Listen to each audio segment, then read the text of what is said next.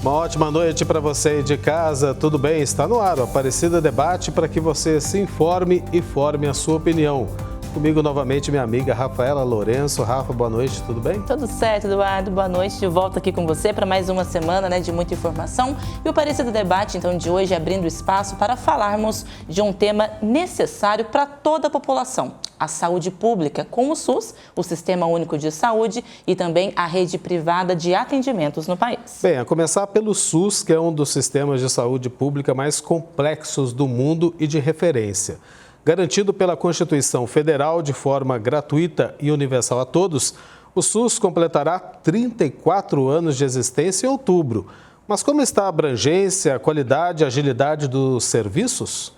Apesar de ser referência, de estar presente em todos os municípios do país, em diferentes cenários, buscando essa descentralização dos atendimentos, os desafios da saúde no Brasil ainda seguem complexos. Prioritariamente com a necessidade constante de investimentos.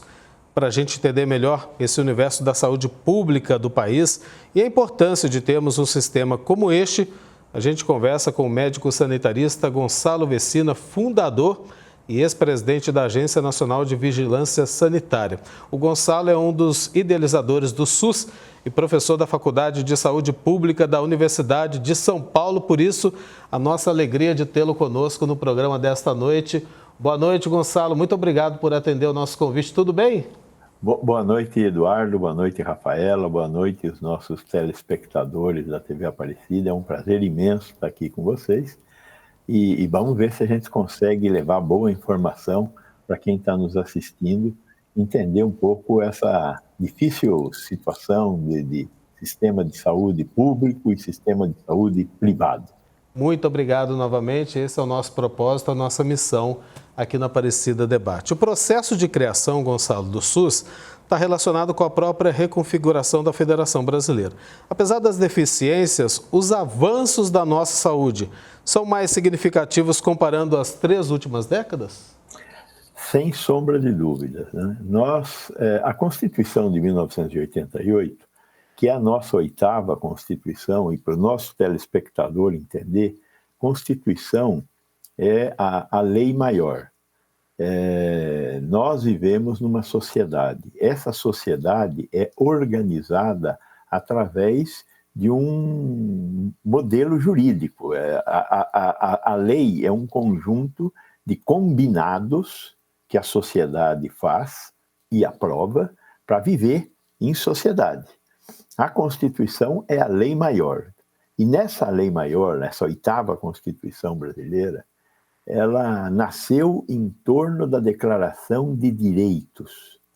Nós estamos tendo a possibilidade, a partir de 1988, de desenvolver uma sociedade baseada em direitos. Direito à previdência social, direito à educação, direito à segurança pública, direito à saúde, enfim, muitos direitos. Mas essa é a nossa primeira Constituição baseada em direitos, por isso ela também é chamada de a cidadã. Agora, todos esses direitos que estão garantidos na Constituição, nós ainda não conseguimos transformar em total realidade. Nenhum deles nós conseguimos. E a saúde também não. A saúde tem 3 grandes objetivos. Primeiro, ser universal. Antes da Constituição de 88, toda a população rural, que era cerca de 30% da população brasileira, e parte da população urbana, 15% da população urbana, portanto, nós estamos falando de metade da população brasileira, não tinha direito à assistência à saúde. E era exclusivamente atendida pela caridade, nos hospitais públicos e nas santas casas. Então, você chegava no hospital, ia fazer a ficha lá de atendimento, aparecia, fulano de tal, o senhor tem trabalho formal? Não, não tenho trabalho formal, eu sou trabalhador do campo ou sou trabalhador informal. Então o sujeito punha lá na ficha indigente, era assim que nós éramos reconhecidos nas fichas de atendimento dos nossos hospitais, como indigentes. A partir de 88, somos reconhecidos como cidadãos, por um sistema de saúde que está em construção, que é cópia do modelo inglês de assistência à saúde e que promete 3 coisas. Universalidade para todos. Sabemos que nós não conseguimos chegar a isso ainda. Segundo, integralidade. O que é integralidade? É fazer atenção preventiva e curativa. Essa que é a ideia de integral, preventiva e curativa. E o terceiro princípio é o princípio da equidade. É o mais difícil de todos. Parece que é o da universalidade, mas não é. É o da equidade.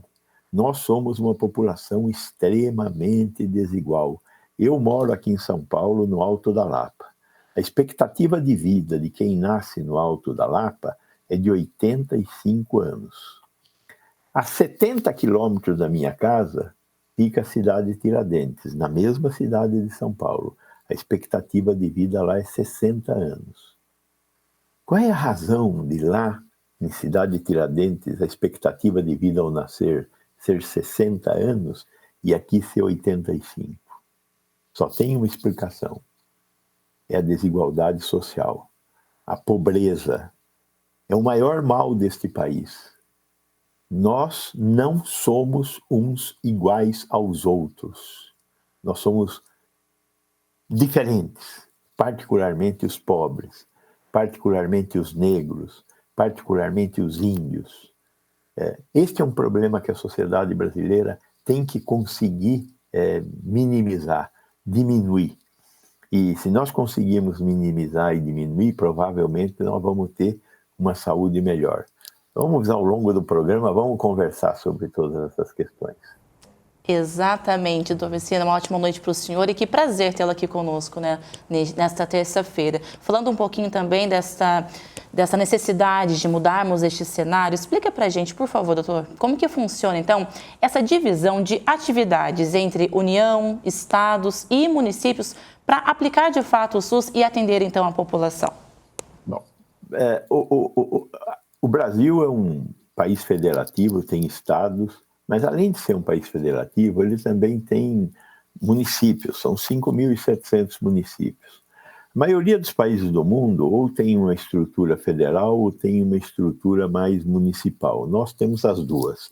Isso é um pouco mais complicado, mas tem dado certo. De qualquer forma, a responsabilidade principal dos municípios é fazer atenção primária, o primeiro atendimento com os pacientes. Boa parte dos municípios, além de fazer atenção primária, faz também atenção de urgência e emergência, pronto-socorro, a UPA, o atendimento das pessoas que precisam ser rapidamente atendidas. Existe um conjunto de municípios, não muitos, que tem mais de 200 mil habitantes. Dos 5.700, só 300 tem mais de 300 mil habitantes, 200 mil habitantes. Então, esses 300 municípios com mais de 200 mil habitantes acabam tendo mais estrutura, tem hospitais, tem pronto-socorro, tem várias coisas. Então, na maior parte dos municípios, o município é responsável pela atenção básica. Os estados são responsáveis pela assistência hospitalar e pela atenção de média e alta complexidade. Então, internou, vai fazer cirurgia, vai tratar um câncer, é o Estado quem é responsável. Caso contrário, a atenção básica é o município. Agora, tem esses municípios maiores que conseguem ter, por causa da sua capacidade de arrecadação, de financiamento, conseguem ter uma atividade mais complexa. E o governo federal? Qual é a responsabilidade do governo federal? O governo federal tem 2 grandes responsabilidades. Metade do dinheiro do SUS é federal. Metade do dinheiro do SUS é estadual e municipal, dividido mais ou menos meio a meio. Metade é município, metade é governo do estado. O dinheiro do governo federal é um dinheiro fundamentalmente utilizado para indução de políticas públicas. Então, é importante que as mulheres grávidas façam 6 consultas no seu pré-natal. Onde é que faz consulta no pré-natal? No município, porque é atenção básica. Então, o município tem que fazer as 6 consultas no pré-natal. O Ministério da Saúde tem uma série de atividades para incentivar os municípios a realizar as 6 consultas de atenção básica. Então, ele induz, com a sua capacidade de financiamento, que o município queira fazer as 6 consultas. Da mesma forma, ele induz também, por exemplo, o programa de transplantes. O Brasil é responsável pelo maior programa de transplantes de órgãos do mundo feito num país público. Nós temos muitos sucessos no nosso SUS, né? O maior transplantador de rins do mundo fica aqui em São Paulo, é o Hospital do Rim. Mais de 20 mil transplantes de rim realizados até este ano. Não tem nenhum hospital no mundo inteiro que tenha essa marca. Então, o programa de transplante brasileiro é fantástico, feito pelo SUS. O programa brasileiro de tratamento de pacientes portadores do vírus da AIDS é único no mundo, e o Brasil é um imenso sucesso nessa área. Programa de vacinação, enfim, temos muitos sucessos. Agora, o Estado é responsável pela chamada média e alta complexidade, que é atendimento hospitalar e atendimento de consultas de especialidade, e o governo federal, então, fica responsável pelo... a metade do dinheiro, o financiamento importante, e pela construção de políticas nacionais e a indução de que essas políticas sejam implementadas nos estados e municípios. Não sei se ficou claro isso, hein? Muito claro, doutor, muito claro essa divisão, até para que a população que procura e depende muito desse atendimento tenha conhecimento de como funciona, né? O senhor falou aí da divisão. Eu queria perguntar para o senhor da execução. É mista, né? Rede pública, filantrópica e privada. É assim que funciona? Pois é, essa é uma questão também importante, né? Nos países do primeiro mundo, Europa, lá, Portugal, Espanha, a responsabilidade por serviços de saúde, na maior parte deles, é do Estado. Então, os hospitais são públicos, os pronto-socorros são públicos, os ambulatórios são públicos. Isso se construiu ao longo de séculos, né? Então, de qualquer forma, mas nos últimos 40 anos, tem havido uma tendência do Estado transferir à iniciativa privada a gestão desses centros de saúde, hospitais, ambulatórios, etc. Porque a rede privada é um pouco mais eficiente, mais rápida para fazer as coisas. Aqui no Brasil, a história foi diferente. Então, grande parte da nossa rede é privada. No Brasil, hoje, 40% da rede hospitalar é pública, 25% são as instituições filantrópicas tipo Santa Casa, e 35% são hospitais privados com finalidades lucrativas. Todos os 3 participam do SUS. E os hospitais privados, com ou sem finalidades lucrativas, também participam da assistência médica privada, exclusivamente privada. Então, há uma partição e uma complementação também, né? O SUS paga muito menos do que a iniciativa privada, mas também o SUS tem menos dinheiro do que a iniciativa privada. Se a gente for olhar o modelo de financiamento da assistência à saúde no Brasil, só falando, é bastante complexo explicar isso, mas falando só em termos de uma coisa mais simples. O SUS aplica R$ 2.500 per capita por ano na assistência médica pública, falando dos 160 milhões de brasileiros que têm direito ao SUS. Os 50 milhões de brasileiros que têm direito à medicina privada, R$5.000. Veja, na assistência médica privada são R$5.000, na assistência médica pública, R$2.400. O SUS aplica metade do per capita que a gente aplica no privado. Então, o SUS paga menos do que o privado.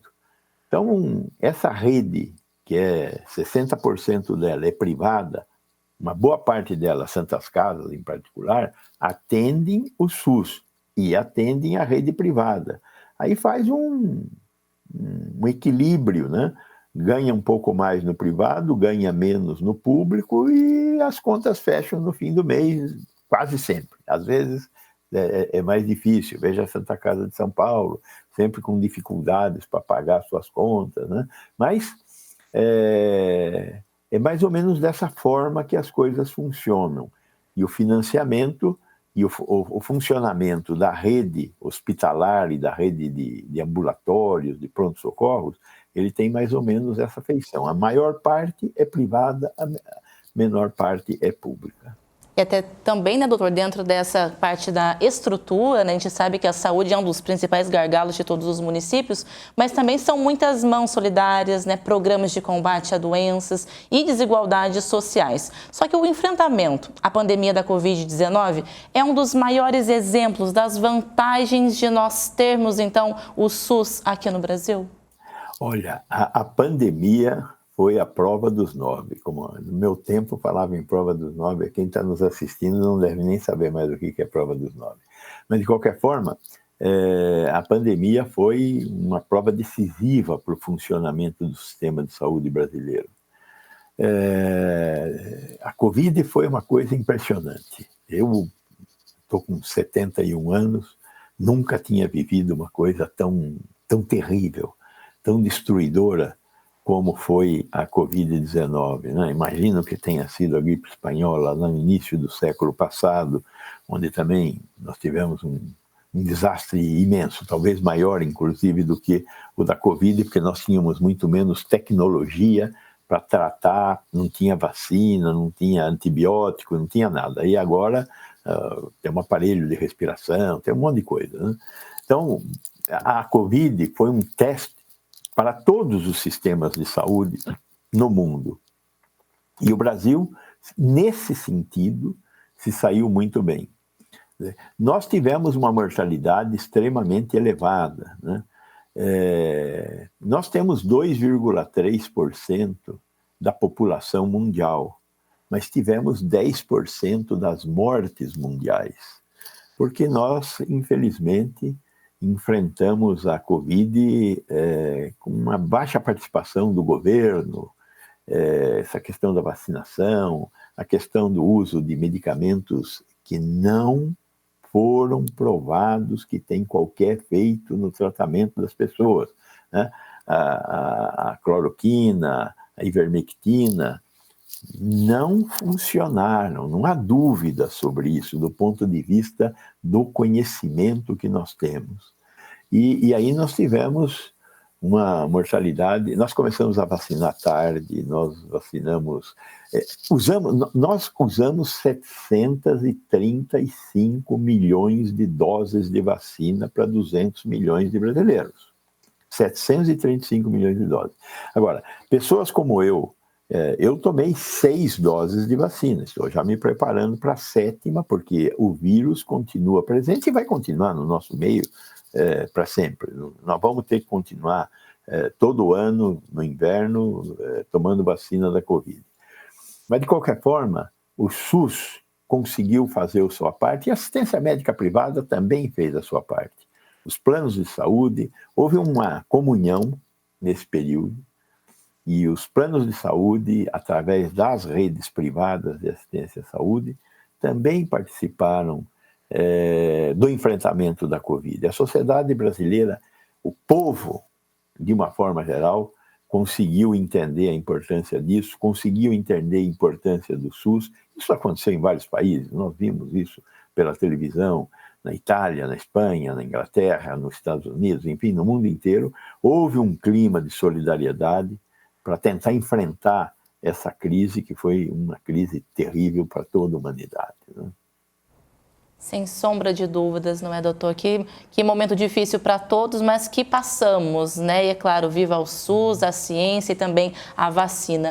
Muito obrigada pela participação do senhor conosco. Foi uma honra tê-lo aqui no Aparecida Debate. Daria para a gente ficar conversando muito mais aqui, doutor, mas o senhor já está convidado para outras oportunidades aqui no Aparecida Debate, viu? Por favor. Tenho o máximo prazer em estar com vocês. Gosto muito da TV Aparecida, tenho participado bastante, estou à disposição de vocês. Muito bom programa a todos. Muito obrigado pela presença, pela participação. Seja sempre bem-vindo aqui na TV Aparecida. Uma ótima noite. É isso aí. Estamos de volta com o Aparecida Debate, nesta noite falando sobre as vantagens de termos o Sistema Único de Saúde, as necessidades de mais investimentos para novos avanços e também a contribuição da rede privada. Lembrando que, de acordo com a Constituição, a saúde pública é um direito de todos os brasileiros e brasileiras, com foco na saúde com qualidade de vida, prevenção e promoção da saúde. Como vimos no primeiro bloco, a rede privada também faz parte deste conglomerado de atendimentos e prestação de serviços. E dentro dessa rede privada, há também o setor de planos de saúde regulado pela Agência Nacional de Saúde Suplementar. Hoje, de acordo com o governo, o Brasil possui um dos maiores sistemas privados de saúde do mundo. E para explicar um pouco melhor para a gente como funcionam esses serviços, parcerias e também dar orientações aos usuários, aos pacientes, a gente conversa agora com Antônio Brito, que é diretor executivo da Associação Nacional de Hospitais Privados. Antônio, uma ótima noite para o senhor. Muito obrigada por estar conosco nesta terça-feira.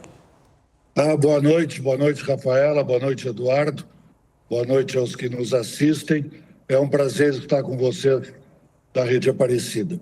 Prazer todo nosso em ter, então, o senhor aqui com a gente. Bom, primeiramente, Antônio, nos explique, como que funciona a regulação dos planos de saúde e o que mudou, de lá para cá junto aos hospitais privados. Nós temos no Brasil um sistema que funciona, em média, há 35 anos e que, como vocês descreveram no início da nossa conversa, ele foi previsto pela Constituição para que haja um sistema único de saúde, o sistema público, o SUS, que cumpre um papel espetacular, apesar das dificuldades, apesar da demora, apesar das deficiências, e, de forma suplementar, um sistema privado através de planos de saúde que são contratados pelas empresas, especialmente, são operados pelas operadoras de planos de saúde que contratam os hospitais para que os hospitais prestem, junto com os laboratórios de análises clínicas, prestem a assistência aos brasileiros. Então, o sistema privado, ele, na verdade, funciona de duas grandes maneiras. Ele funciona quando a pessoa que tem um plano de saúde vai a um hospital ou a um laboratório e é atendido porque tem o plano de saúde, mas ele também funciona em apoio ao SUS. Por quê? Porque o SUS não tem condições de atender, especialmente os casos mais complexos.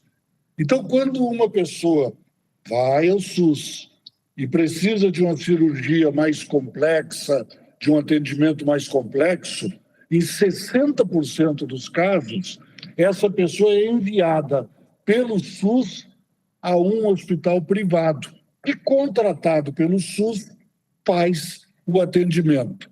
Moral da história é simples. Não haveria como funcionar o sistema de saúde se não houvesse esse apoio importante dos hospitais privados. E é fundamental que as pessoas entendam. Não existe besteira maior do que querer discutir se deveria ter só privado, só SUS. Se não houvesse o SUS, as pessoas pobres teriam ainda maiores dificuldades. Mas se não houvesse o sistema privado, o próprio SUS teria dificuldade de atender às pessoas pobres. Ou seja, nós precisamos fortalecer os dois. Fortalecer o SUS, porque é o SUS, e fortalecer também o sistema privado. Exatamente, Antônio. Boa noite, obrigado pela presença aqui no Aparecida Debate. A gente está entendendo aqui que um complementa o outro, Um precisa do outro para que haja esse funcionamento pleno do sistema de saúde aqui no Brasil. Queria que você explicasse melhor a atuação dos hospitais privados nessa estrutura de gestão da saúde via SUS. Nós temos a maioria absoluta dos hospitais privados do país, eles são contratados pelas prefeituras, pelos governos do estado e até mesmo pelo governo federal. Eles são contratados para oferecer determinados serviços a quem é paciente pelo SUS. Então, uma pessoa vai ao SUS e, dependendo do tipo de tratamento que essa pessoa precisa, o próprio SUS encaminha essa pessoa a um hospital ou a um serviço privado da região, se ele, SUS, não tem como atender diretamente.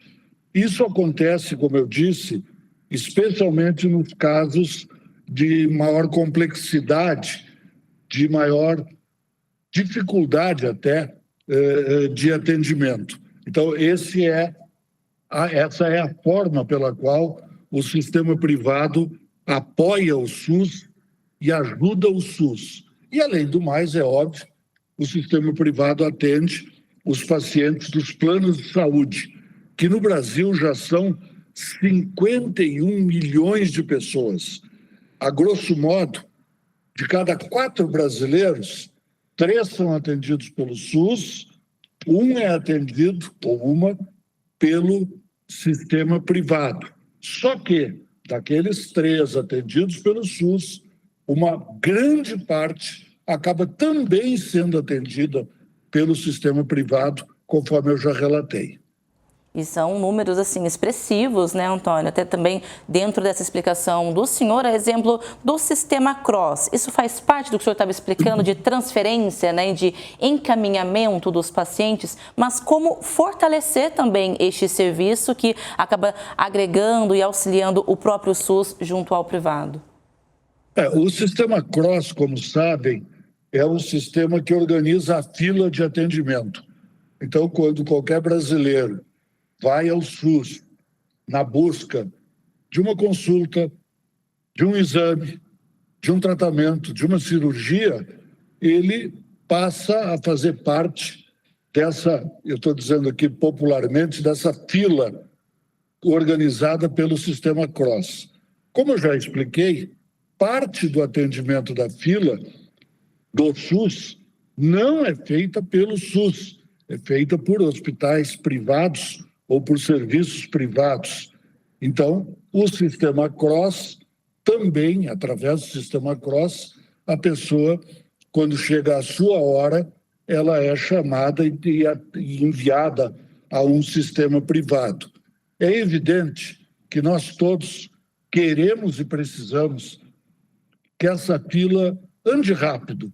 A fila no Brasil anda devagar. Por que ela anda devagar? Porque é muita gente e são recursos insuficientes para atender tanta gente e tanta doença. E nós todos, por isso, precisamos sempre fazer uma campanha pelo máximo de fortalecimento do SUS, para que as pessoas não sofram tanto esperando um atendimento. Imagine qualquer um de nós, o seu familiar, o filho, a mãe, o companheiro, a companheira, precisando de um exame, precisando de uma consulta, às vezes pior, precisando de uma cirurgia e aquela angústia de ter que aguardar, de ter que esperar.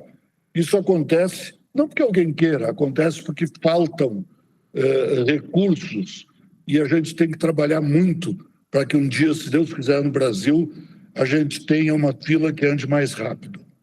De fato, viu, Antônio? Essa fila é uma agonia para muitas pessoas, para muitas famílias que acabam dependendo desse atendimento. Eu quero trazer para o senhor, para todo mundo que está acompanhando aí o Aparecida Debate, outro assunto que é bastante polêmico quando a gente fala do sistema de saúde aqui no Brasil. O hospital particular é ou não é obrigado a aceitar a tabela SUS para internação de pacientes? Como é que funciona? A tabela SUS, ela não funciona nos hospitais privados. Vamos lá, voltando ao que eu já expliquei anteriormente. Uma pessoa vai ao hospital privado, em primeiro lugar, se ela tem um plano de saúde. E aí, neste caso, a forma de pagamento é aquilo que é combinado entre o plano de saúde e o hospital privado. Então, eu tenho um plano, eu sou atendido, o hospital cobra da operadora de plano de saúde pelo atendimento que me fez, com base numa tabela que ela, operadora, combinou com o hospital. Quando o mesmo hospital ou serviço privado atende uma pessoa do SUS, aí sim tem uma tabela SUS que remunera os trabalhos feitos por aquele hospital. Eu quero, portanto, insistir que há uma diferença dependendo se a pessoa é um paciente SUS ou é alguém que está chegando via plano de saúde.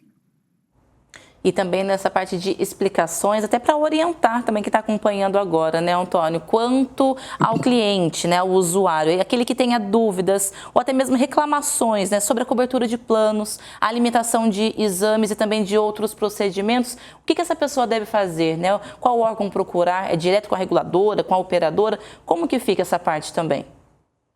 Basicamente, né, a relação é entre a pessoa que tem o plano de saúde e a operadora que vendeu a ele o plano de saúde e que tem a obrigação de entregar aquilo que ficou prometido no contrato.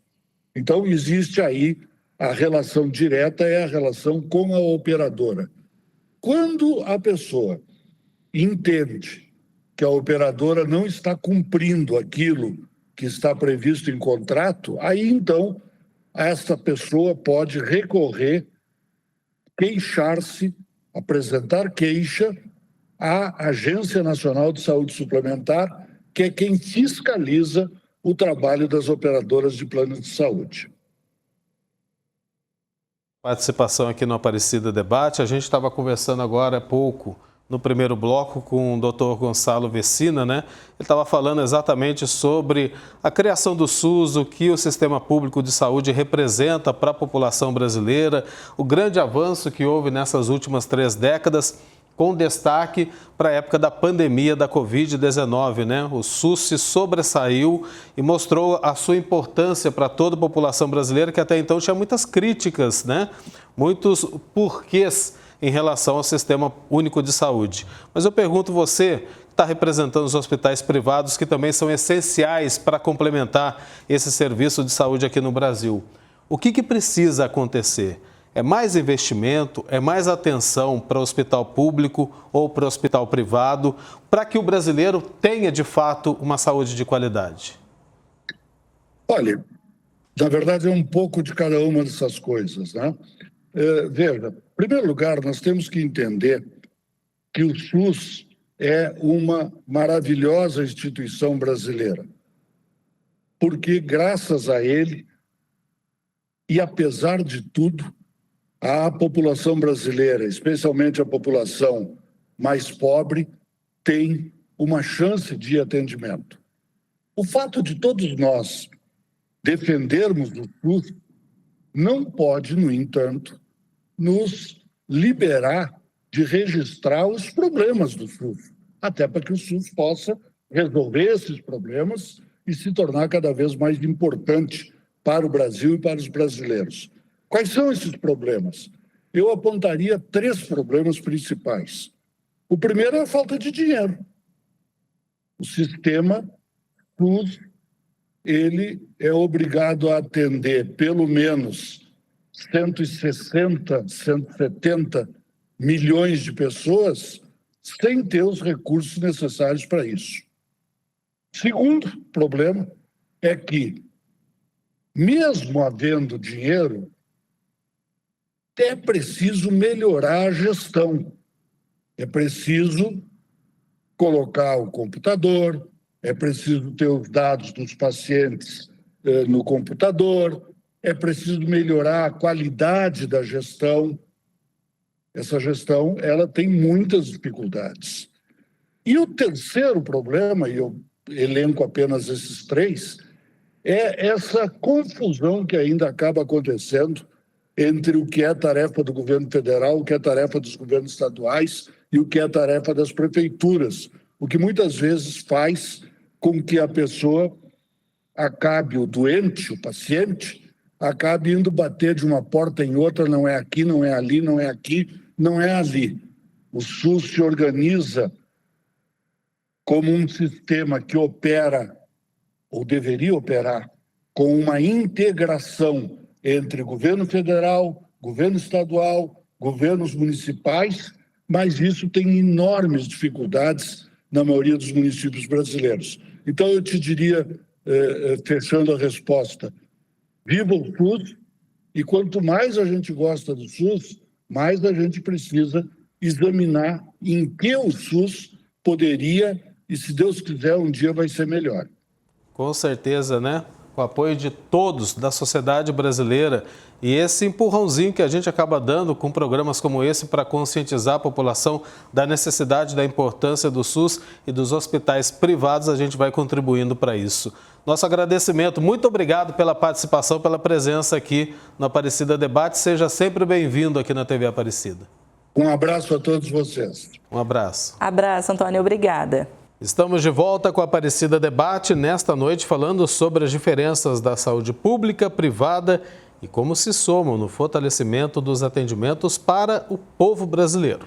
E neste bloco a gente aborda um importante braço que auxilia os serviços de saúde em todos os cantos do país. A gente fala sobre a igreja, que atua com tantos projetos, campanhas e missões. Entre as ações evangelizadoras está a Pastoral da Saúde, que segue com a missão de ser Jesus para os doentes, levando a Eucaristia aos que estão enfermos em suas casas ou nos hospitais. Por isso, a gente convida agora para o debate o Alex Gomes Mota, coordenador nacional da Pastoral da Saúde da CNBB e também representante do Conselho Nacional de Saúde na Pastoral da Saúde. Bem-vindo, boa noite para você. Tudo bem, Alex? Tudo bem, boa noite, Leonardo, boa noite, Rafaela, boa noite a todos os ouvintes do Debate Aparecida.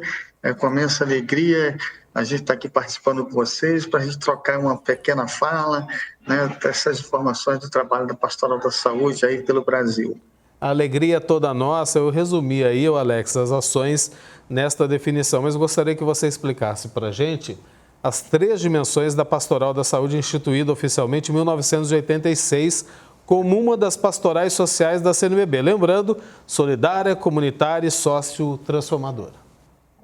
Isso. A Pastoral da Saúde, como sua missão, assim, entendemos que foi confiada a todos os nossos agentes aí da Pastoral da Saúde pelo Brasil afora, os leigos e leigas, que tem uma atuação efetiva dentro das comunidades paroquiais e também difere dentro das suas dimensões, né? Aqui é bom resgatar um pouco o histórico da Pastoral da Saúde, quando ela se iniciou no Brasil, né, na época de 1922, quando surgiu 2 camilianos que chegaram ao Brasil, e aí era usado muita nomenclatura do pastoral do enfermo, que era especificamente somente para as visitas aos doentes nos hospitais e nos seus domicílios na época.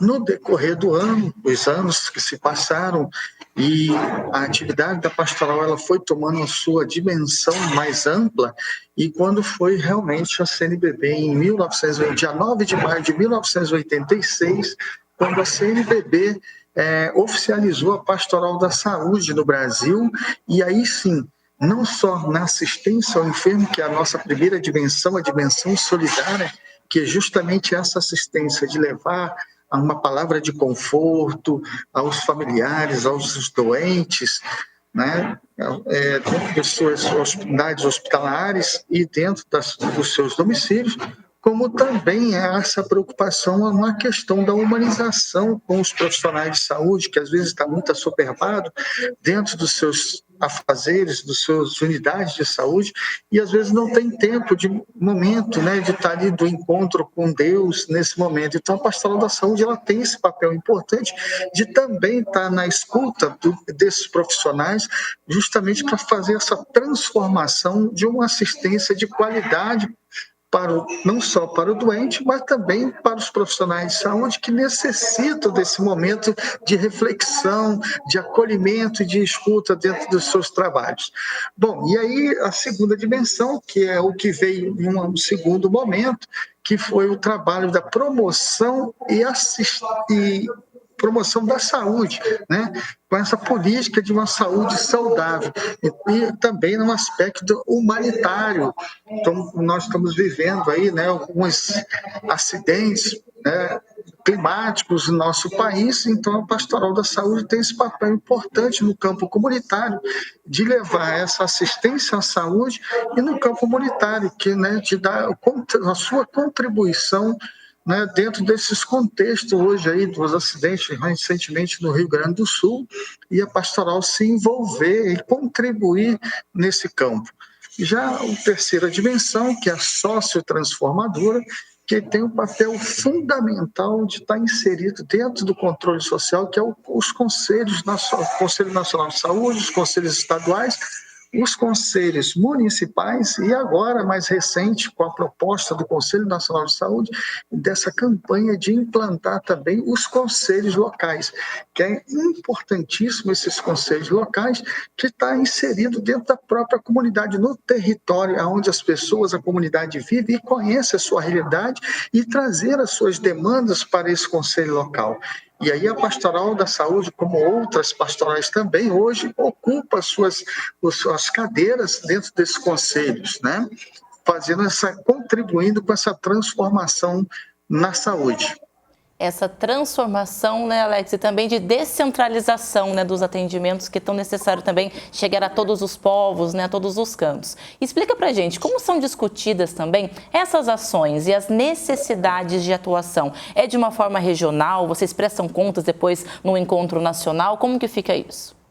Isso, essas demandas, normalmente, a cada equipe local, né, as coordenações paroquiais, né, que estão ligados ao arquidiocese ou diocese, eles atuam de forma sincronizada, né, de acordo com o planejamento da Coordenação Nacional da Pastoral da Saúde, que demanda algumas referências do trabalho e dos momentos que estão da atualidade.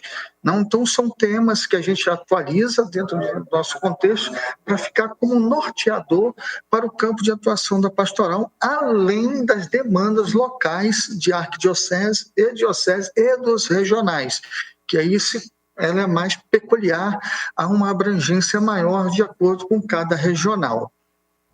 Alex, agora eu queria que você falasse dos principais desafios da igreja para chegar a todos os povos. A gente sabe da dimensão, né? O Brasil é um país continental e para chegar a todos tem essa dificuldade. Mas a igreja tem os seus vários braços que pode, né, alcançar esses povos todos. Isso, é um dos maiores desafios nossos hoje.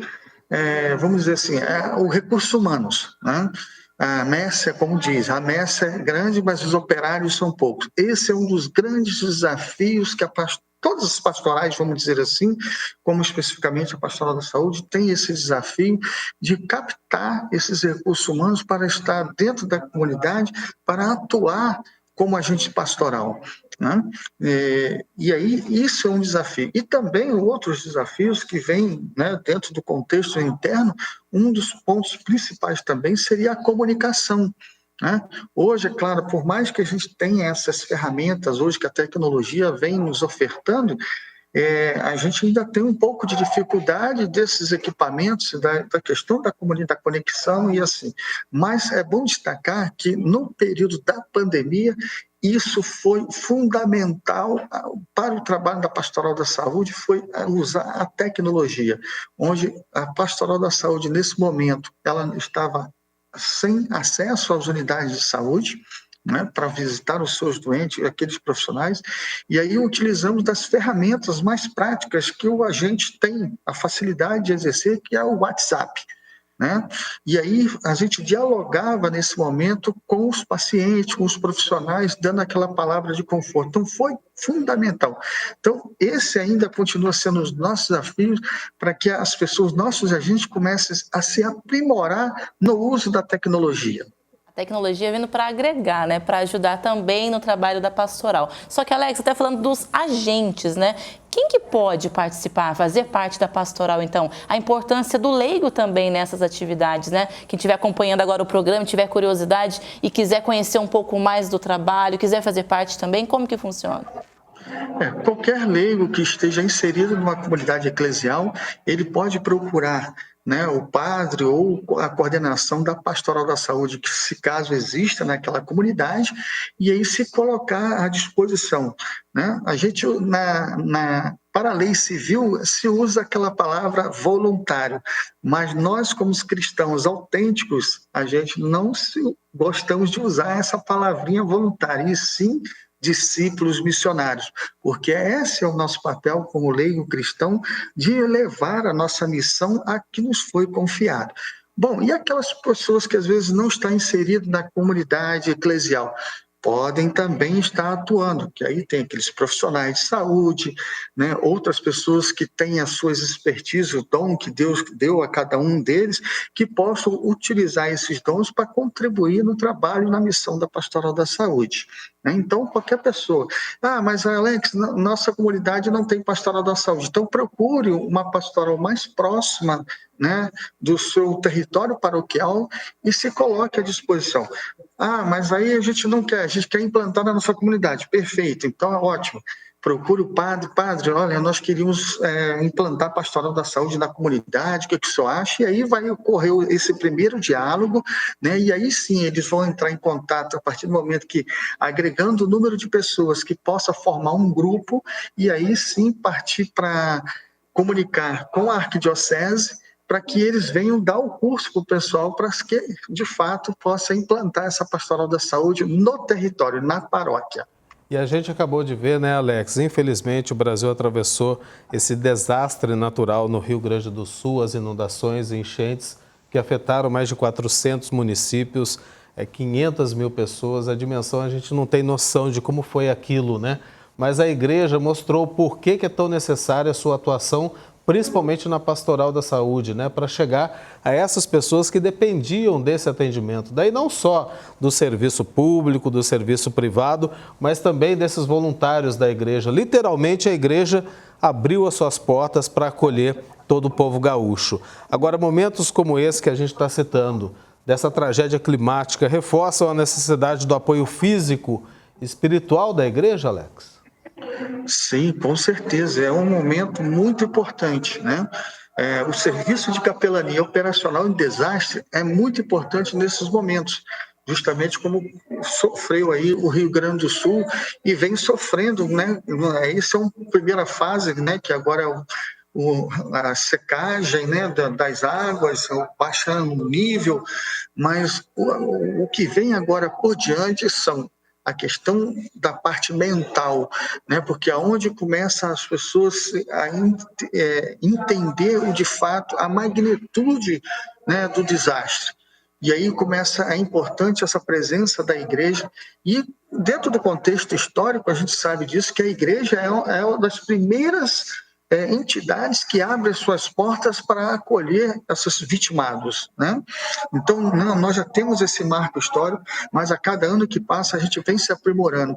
Então, o serviço de capelania agora, neste momento, é crucial na parte psicológica, nessa parte de atendimento, de escuta, né? De ofertar o mínimo necessário para essas pessoas que necessitam, né, de se restabelecer, de se encorajar novamente para reerguer a sua vida.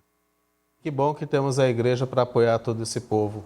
Quero agradecer muito a sua participação, viu? Muito obrigado pela presença aqui no Aparecida Debate. Seja sempre bem-vindo na TV Aparecida e parabéns por todo esse trabalho na Pastoral da Saúde. Nós que agradecemos pela oportunidade de estar aí falando um pouco da Pastoral da Saúde e aproveito a convidar você aí, né, que está nos vendo e caso sinta tocado e queira participar da Pastoral da Saúde, né, estamos aí à disposição e sempre será muito bem acolhido por nós. Precisamos de você. Fica o convite, então. Muito obrigada, Alex. Uma boa noite para você e a todos. Igualmente, até a próxima. Assim encerramos então o Aparecida Debate de hoje, e se você aí que está acompanhando quiser rever este programa ou compartilhar informações sobre o tema de hoje, acesse o canal da TV Aparecida no YouTube. Já no nosso Instagram, o @jornalismo-tv-aparecida, você tem informação, os bastidores da notícia e, é claro, pode também sugerir temas para debatermos aqui às terças-feiras. Aparecida Debate fica por aqui, esperando a sua presença na próxima terça. Um ótimo descanso e até lá. Ótima noite e até semana que vem.